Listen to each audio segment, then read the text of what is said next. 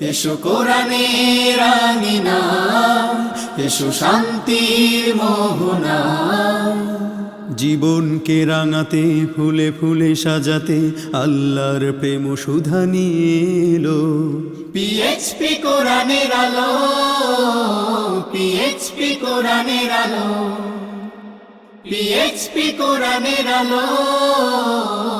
আসসালামু আলাইকুম ওয়া রাহমাতুল্লাহ। মানুষ আশরাফুল মাখলুকাত।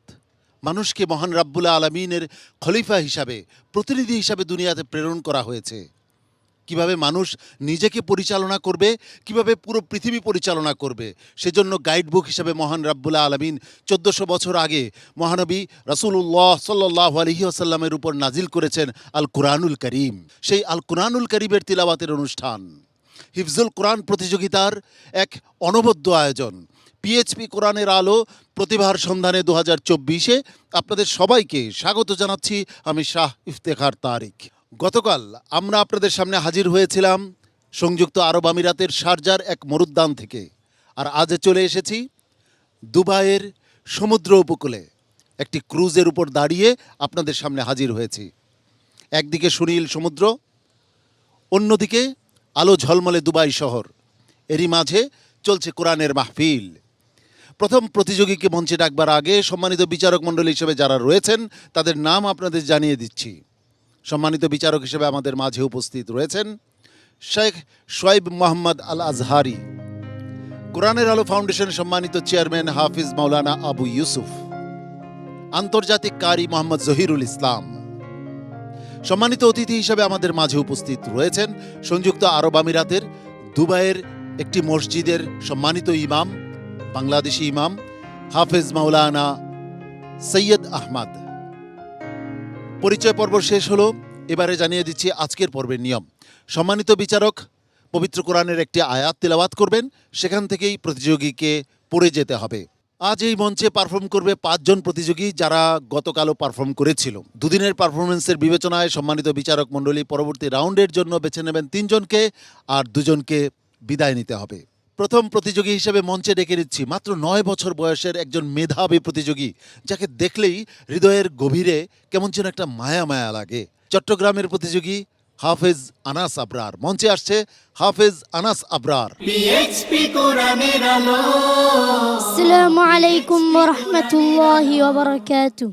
وعليكم السلام ورحمة الله وبركاته. بعد أعوذ بالله من الشيطان الرجيم. بسم الله الرحمن الرحيم. وقال نسوة في المدينة امرأة العزيز تراود فتاها عن نفسه. أعوذ بالله من الشيطان الرجيم. بسم الله الرحمن الرحيم. وقال نسوة في المدينة امرأة العزيز تراود فتاها عن نفسه قد شغفها حبا إنا لنراها في ضلال مبين. فلما سمعت بمكرهن أرسلت إليهن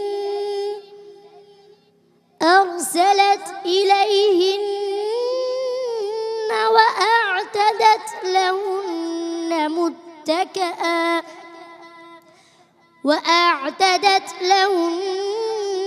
متكئا وقالت وأعتدت لهن متكئا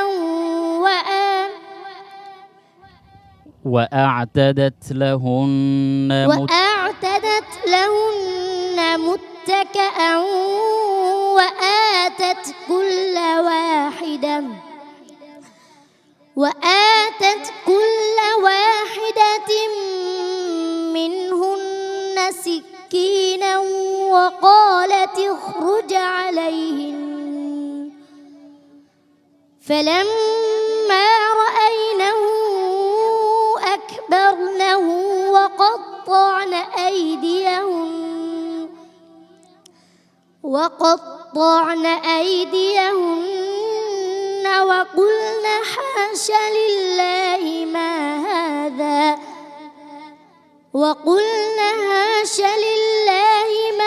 هذا بشرا إن هذا إلا ملك كريم قالت فذلكن الذي لمتنني فيه ولقد راودته عن نفسه فاستعصم ولئن لم يفعل ما آمره ليسجنن وليكونا من الصاغرين قال رب السجن أحب إلي مما يدعونني إليه وإلا تصرف عني كيدهن أصب إليهن وأكن من الجاهلين فاستجاب له ربه فصرف عنه كيدهن إنه هو السميع العليم ثم بدا لهم من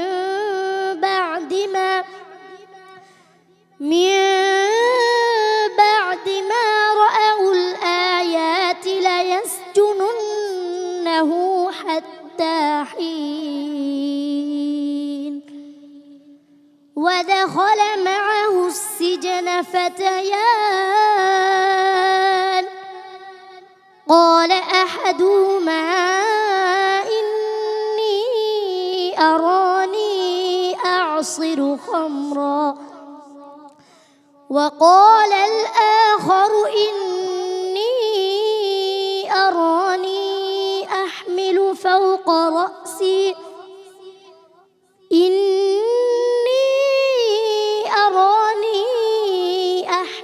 فوق رأسي خبزا تأكل الطير منه نبئنا بتأويله إنا نراك من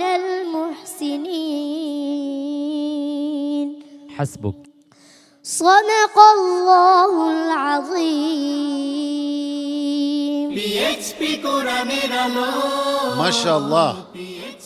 এই 9 বছরের ছোট্ট একটি শিশুর তিলাওয়াত আমরা শুনলাম প্রিয় দর্শক।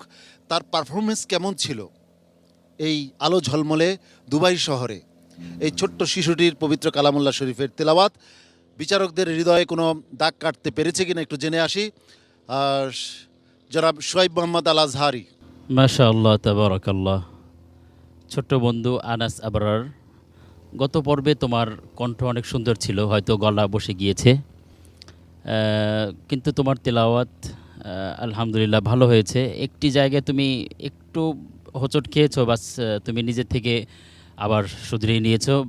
তোমার তেলাওয়াত খুব ভালো হয়েছে, ইনশাআল্লাহ আরও ভালো করবে, এই দোয়া কামনা রইল। আনাস আবরারের জন্য অনেক অনেক দোয়া এবং ভালোবাসা আমাদের পক্ষ থেকে। আনাস আবরার ভবিষ্যতে অনেক ভালো করবে ইনশাআল্লাহ।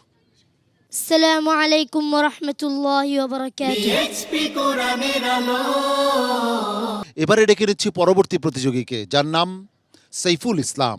হাফেজ সাইফুল ইসলাম এসেছে নেত্রকোনা থেকে। চলুন হাফেজ সাইফুল ইসলামের তেলাওয়াত উপভোগ করি।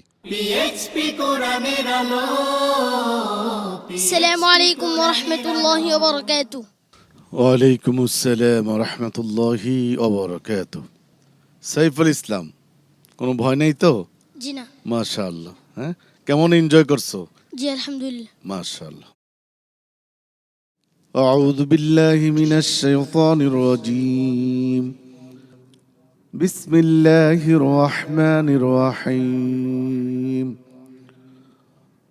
وقالوا اتخذ الرحمن ولدا أعوذ بالله من الشيطان الرجيم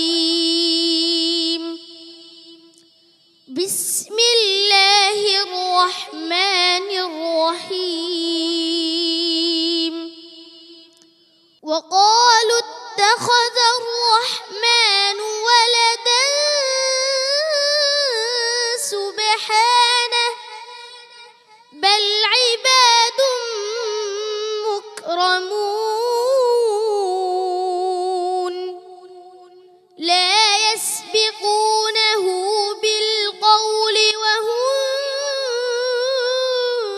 بأمره يعملون يعلم ما بين أيديهم وما خلفهم ولا يشفعون إلا لمن ارتضى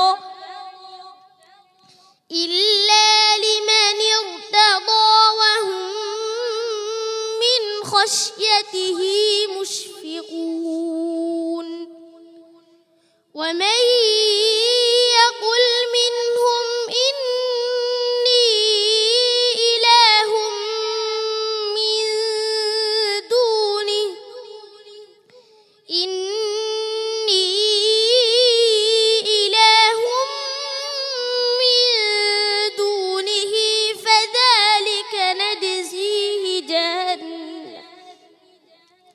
كذلك نجزي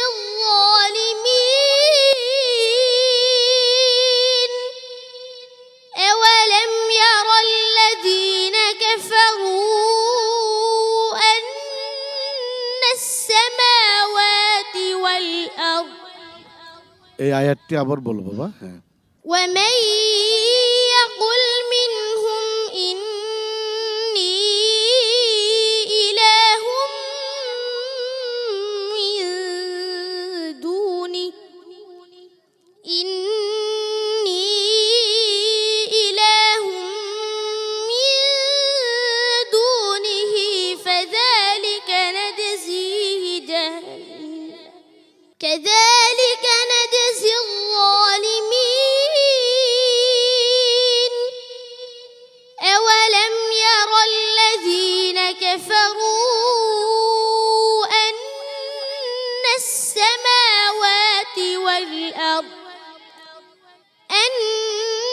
السماوات والأرض كانتا رتقا ففتقناهما وجعلنا من الماء كل شيء حي أفلا يؤمنون وجعلنا في الأرض رواسي أن تميد بهم وجعلنا فيها فجاجا سبلا لعلهم يهتدون وجعلنا السماء سقفا محفوظا وهم عن آياتها معرضون وهو الذي خلق الليل والنهار والشمس والقمر كل في فلك يسبحون وما جعلنا لبشر من قبلك الخلد أفإن مت فهم الخالدون كل نفس ذائقة الموت ونبلوكم بالشر والخير وإلينا ترجعون حسبك صدق الله العظيم পিএইচপি কোরআনের আলো মাশাআল্লাহ, নেত্রকোনার প্রতিযোগী সাইফুল ইসলাম, তার তিলাওয়াত শুনছিলাম মুগ্ধ হয়ে। দুবাইয়ের এই আলো ঝলমলে পরিবেশে সাইফুল ইসলামের তিলাওয়াত আমার কাছে ভালো লেগেছে। প্রিয় দর্শক, আপনাদের কাছে নিশ্চয়ই ভালো লেগেছে।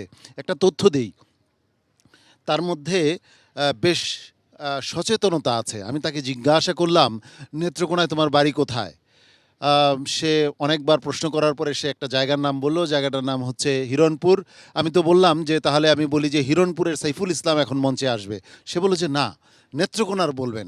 কারণ হচ্ছে সে চায় সে নেত্রকোনার প্রতিনিধি হিসাবে টিভি মঞ্চে, এই টিভি স্ক্রিনে আপনাদের সামনে উপস্থাপিত হতে। অনেক অনেক ধন্যবাদ সাইফুল ইসলামকে আজকের পারফরমেন্সের জন্য। সম্মানিত বিচারক, সাইফুল ইসলাম কেমন করেছে? মাশাআল্লাহ, জাযাকাল্লাহ। সাইফুল ইসলাম নিঃসন্দেহে একজন শক্ত প্রতিযোগী, কিন্তু আজকে তার কনফিডেন্স লেভেলটা খুবই কম ছিল। কোরআনুল কারীম যখন তেলাওয়াত করবে সব সময় খুব ইজিভাবে সহজ করে তেলাওয়াত করবে, তাহলে আল্লাহ পাক রব্বুল আলামিন দেখবে যে তোমার তেলাওয়াত শুনে অনেকে উদ্বুদ্ধ হবে। এগিয়ে যাও, তোমার জন্য অনেক অনেক শুভকামনা রইল। السلام عليكم ورحمة الله وبركاته পিএইচপি কোরআনের আলো পিএইচপি কোরআনের আলো প্রতিভার সন্ধানে 2024 আপনাদের সামনে উপস্থাপিত হচ্ছে আলো ঝলমলে দুবাই থেকে। প্রিয় দর্শক, পরবর্তী প্রতিযোগী হিসাবে মঞ্চে ডেকে নিচ্ছি নুরুল আমিনকে। হাফেজ নুরুল আমিন আসছে বাংলাদেশের সিলেট থেকে। পিএইচপি কোরআনের আলো পিএইচপি السلام عليكم ورحمة الله وبركاته. وعليكم السلام ورحمة الله وبركاته. أعوذ بالله من الشيطان الرجيم وهو القاهر فوق عباده. أعوذ بالله من الشيطان الرجيم. بسم الله الرحمن الرحيم. وهو القاهر فوق عباده وهو الحكيم الخبير. قل أي شيء أكبر شهادة قل الله شهيد بيني وبينكم وأوحي إلي هذا القرآن لأنذركم به ومن بلغ أئنكم لتشهدون أن مع الله آلهة أخرى قل لا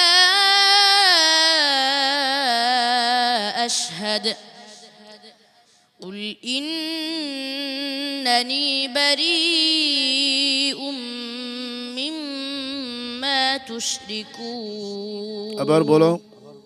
أئنكم لتشهدون أن مع الله آلهة أخرى قل لا أشهد قل إنما هو إله واحد وإنني بريء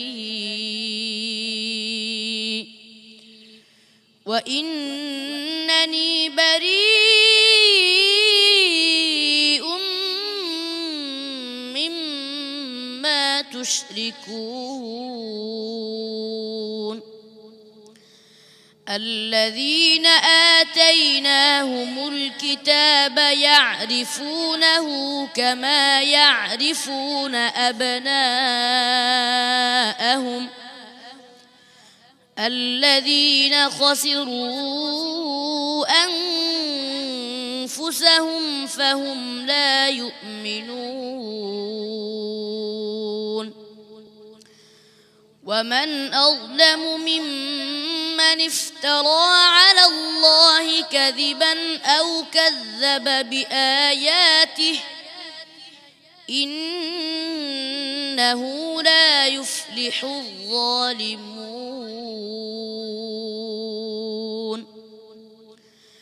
ويوم نحشرهم جميعا ثم نقول للذين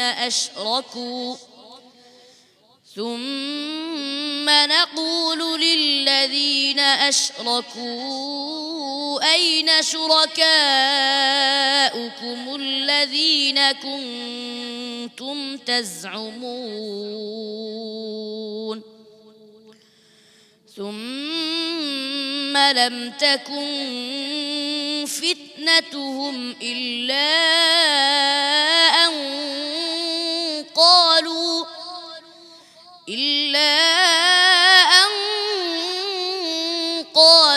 والله ربنا ما كنا مشركين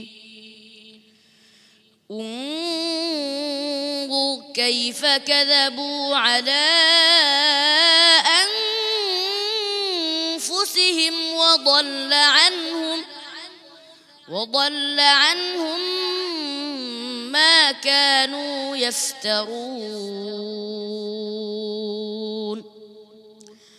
ومنهم من يستمع إليك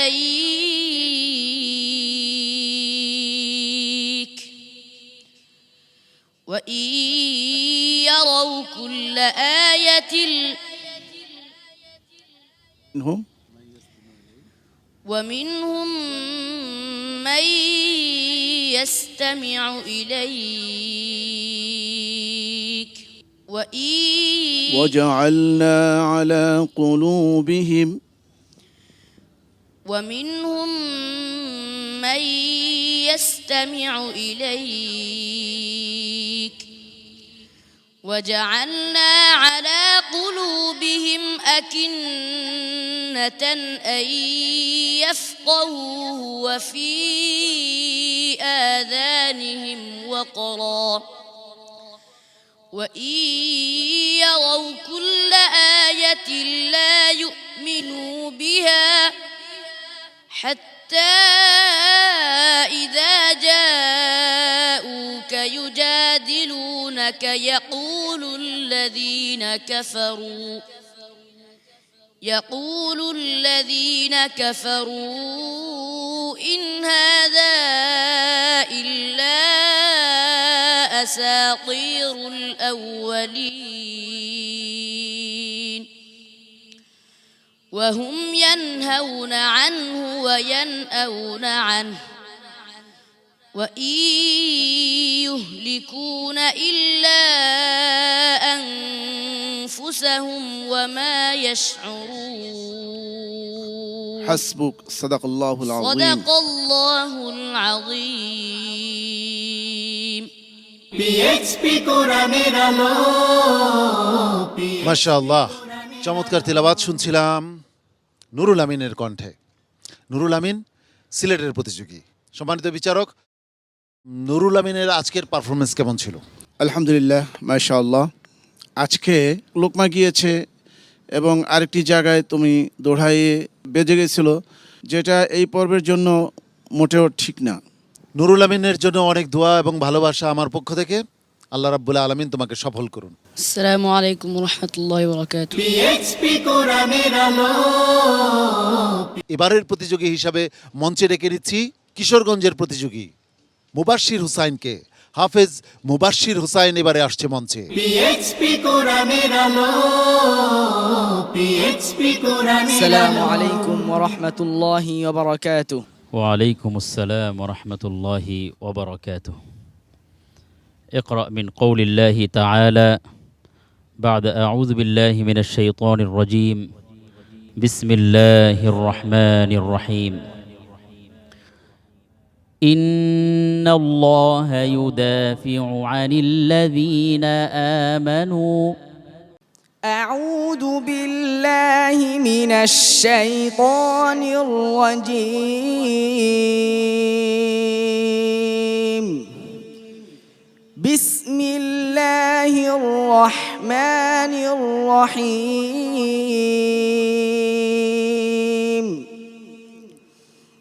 إن الله يدافع عن الذين آمنوا إن الله لا يحب كل خوان كفور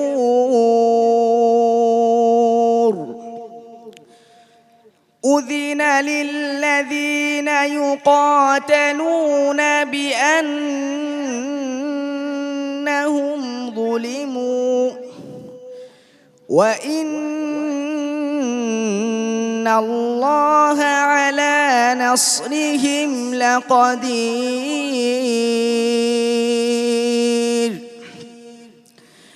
الذين أخرجوا من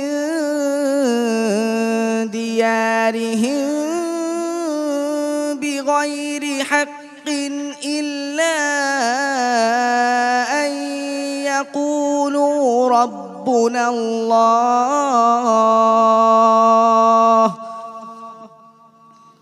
ولولا دفع الله الناس بعضهم ببعض لهدمت صوامع وبيع وصلوات لهدمت صوامع وبيع وصلوات ومساجد يذكر فيها اسم الله كثيرا ولينصرن الله من ينصره إن الله لقوي عزيز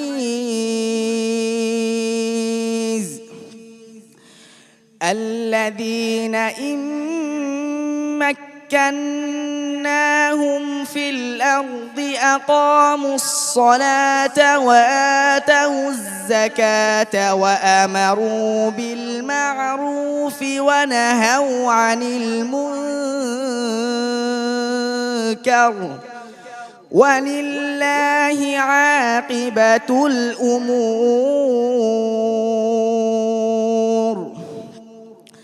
وإن يكذبوك فقد كذبت قبلهم قوم نوح وعاد وثمود وقوم فرعون وقوم لوط আবার বলো ওয়া ইউকাযিবুকা وإن يكذبوك فقد كذبت قبلهم قوم نوح وعاد وثمود وقوم فرعون وقوم لوط وقوم إبراهيم وقوم إبراهيم وقوم لوط وأصحاب مدين وكذب موسى فأمليت للكافرين ثم أخذتهم فكيف كان نكير فكأي من قرية أهلكناها وهي ظالمة فهي خاوية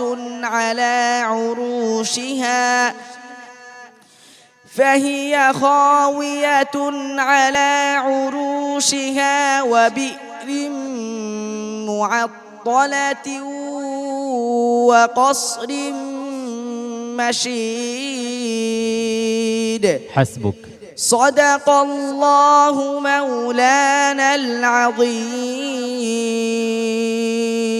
পিএইচপি কোরআনের আলো পিএইচপি মাশাআল্লাহ। সম্মানিত বিচারক, মুবাশশির ইসলাম তার অতীতের তুলনায় আজকের পারফরমেন্স কেমন ছিল? আসলে গত পর্বের চেয়ে তেলাওয়াত পছন্দ হয়নি, তেমন ভালো হয়নি। তার কারণ বেশ কিছু মুলাহাজাত, কমেন্টস আমার কাছে রয়েছে। প্রথমত আমি বলবো, তিলাওয়াতের মধ্যে বিলা তাকাল্লুফ, কোনো তাকাল্লুফ করা যাবে না। মনে হচ্ছে বের হতে কষ্ট হচ্ছে, এভাবে তেলাওয়াত করতে হয় স্বাভাবিক স্টাইলে, যেমন যাতে করে শ্রোতারা শুনে মজা পায়। যেমন আউযু বিল্লাহি মিনাশ শাইতানির রাজিম, স্বাভাবিকভাবে বের হবে, স্বাভাবিকভাবে এভাবে সুন্দর সুরে বের হবে। এরপরে গুন্ডার পরিমাণগুলো অনেক বেশি হচ্ছিল।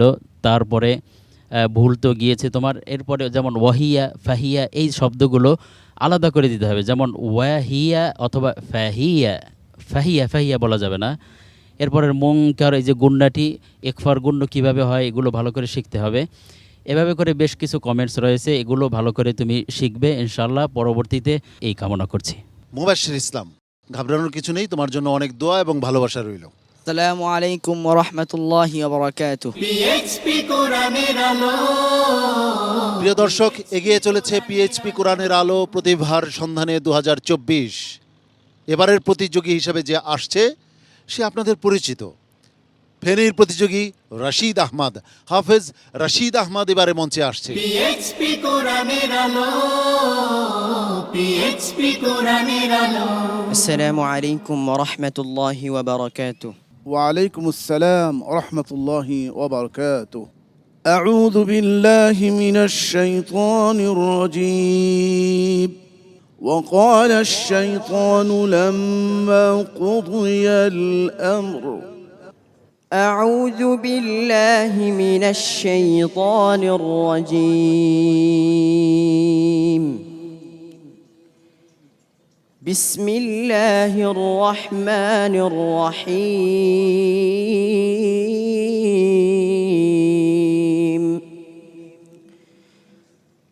وقال الشيطان لما قضي الأمر إن الله وعدكم وعد الحق ووعدتكم فأخلفتكم وما كان لي عليكم من سلطان إلا أن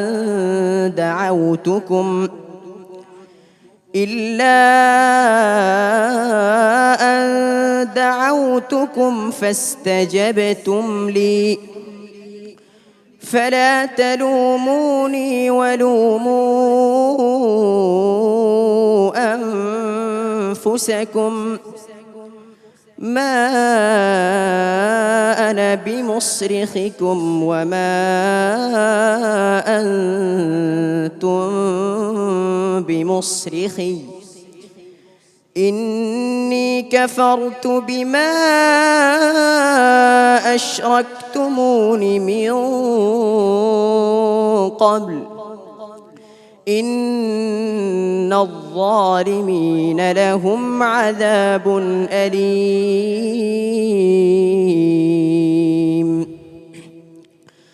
وأدخل الذين آمنوا وعملوا الصالحات جنات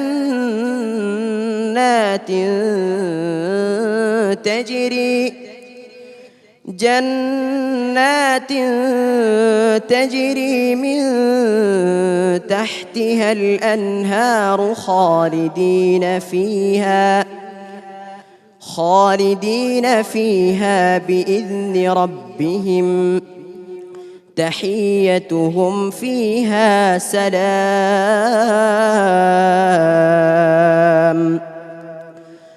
ألم تر كيف ضرب الله مثلا كلمة طيبة كشجرة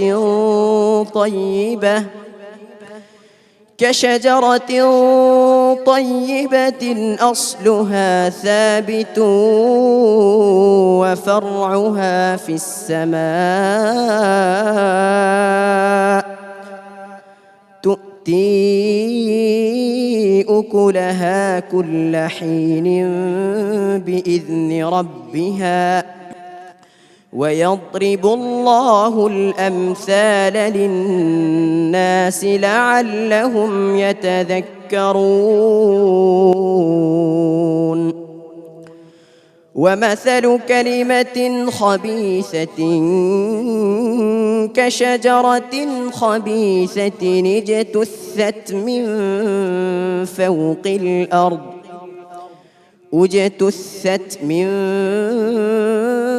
فوق الأرض ما لها من قرار يثبت الله الذين آمنوا بالقول الثابت في الحياة الدنيا وفي الآخرة ويضل الله الظالمين ويفعل الله ما يشاء ألم تر إلى الذين بدلوا نعمة الله كفرا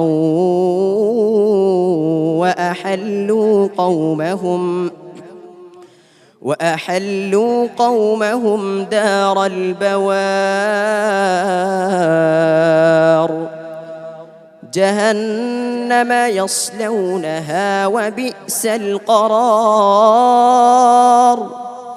وجعلوا لله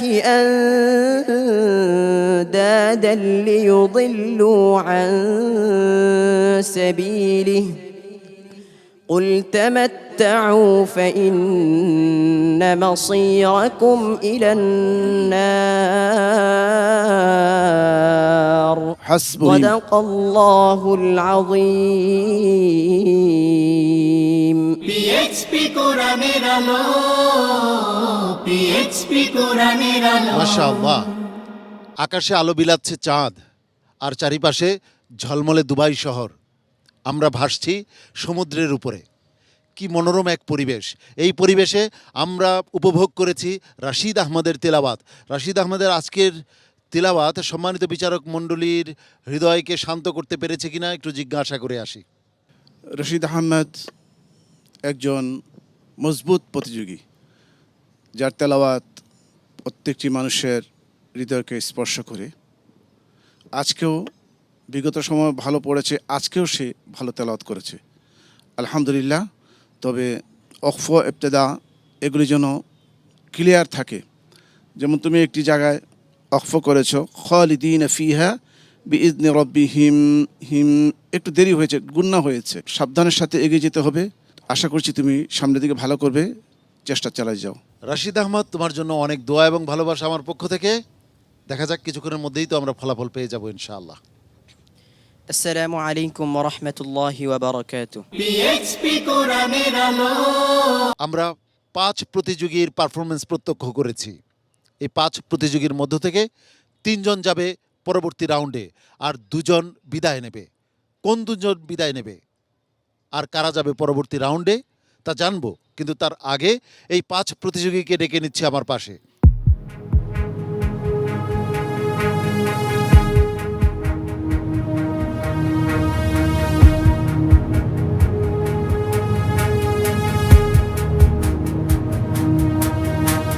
আজকের পর্বের 5 প্রতিযোগীকে পেয়ে গেছি আমার পাশে। এই 5 প্রতিযোগীর মধ্য থেকে 3 জন যাবে পরবর্তী রাউন্ডে, আর 2 জনকে বিদায় নিতে হবে। এই 5 প্রতিযোগীর মধ্য থেকে সর্বোচ্চ নম্বর নিয়ে পরবর্তী রাউন্ডে চলে যাচ্ছে কে? সর্বোচ্চ নম্বর নিয়ে পরবর্তী রাউন্ডে চলে যাচ্ছে ফেনীর রশিদ আহমদ। অনেক অনেক অভিনন্দন রশিদ আহমদকে, তুমি যাচ্ছ পরবর্তী রাউন্ডে।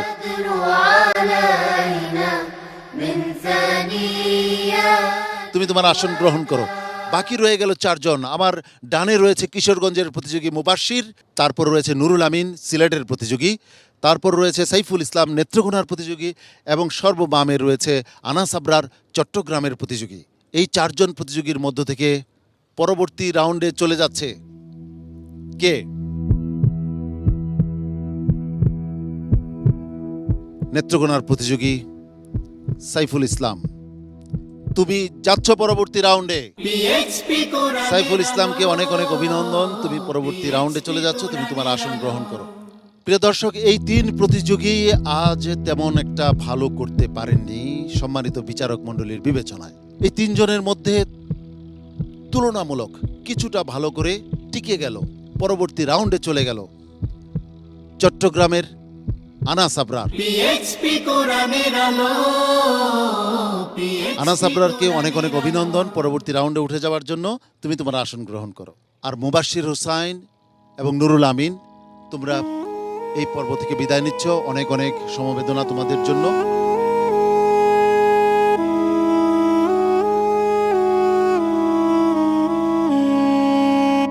সম্মানিত বিচারক মণ্ডলীকে ধন্যবাদ জানাচ্ছি। আর আমাদের মাঝে যিনি অতিথি হিসাবে আজ উপস্থিত থেকেছেন, তিনি হচ্ছেন এই সংযুক্ত আরব আমিরাতের দুবাইয়ের একটি মসজিদের সম্মানিত ইমাম, বাংলাদেশি ইমাম হাফেজ মাওলানা সৈয়দ আহমদ। আপনার কাছে এই পুরো প্রোগ্রামটি কেমন লাগলো, আপনার মতামত নিতে চাচ্ছি। আলহামদুলিল্লাহ, খুবই সুন্দর লাগছে। আমাকে ডাকার জন্য আমি সবাইকে মোবারকবাদ জানাই। আপনাকেও অনেক অনেক ধন্যবাদ আমাদের মাঝে উপস্থিত হবার জন্য। সম্মানিত বিচারক মণ্ডলীকেও ধন্যবাদ ও কৃতজ্ঞতা জানাচ্ছি। প্রিয় দর্শক, মোবারকবাদ ও ধন্যবাদ জানাচ্ছি আপনাকেও আমাদের সঙ্গে থাকবার জন্য। একইভাবে আগামীকাল একই সময়ে আপনাদের প্রিয় স্যাটেলাইট চ্যানেল এনটিভির পর্দায় আপনাদের প্রিয় অনুষ্ঠান হিফজুল কোরআন প্রতিযোগিতার অনবদ্য আয়োজন পিএইচপি কোরআনের আলো প্রতিভার সন্ধানে 2024 দেখার আন্তরিক আমন্ত্রণ জানাচ্ছি। মহান রাব্বুল আলামিন আপনাকে, আমাকে, সবাইকে ভালো রাখুন, সুস্থ রাখুন, ঈমান ও আমলের সঙ্গে রাখুন, এই প্রত্যাশায় আমি শাহ ইফতেখার তারিক আজকের মতো এখানেই বিদায় নিচ্ছি। আসসালামু আলাইকুম ওয়া রাহমাতুল্লাহি ওয়া বারাকাতুহু। মহিয়ান এ পথে আমাদের আহ্বান, জীবনকে করো মহিয়ান। জ্বলে ওঠো কোরআনের মহিমায়, বিশ্বে শান্তির আওয়াজ তোলো। পিএইচপি কোরআনের আলো, পিএইচপি কোরআনের আলো।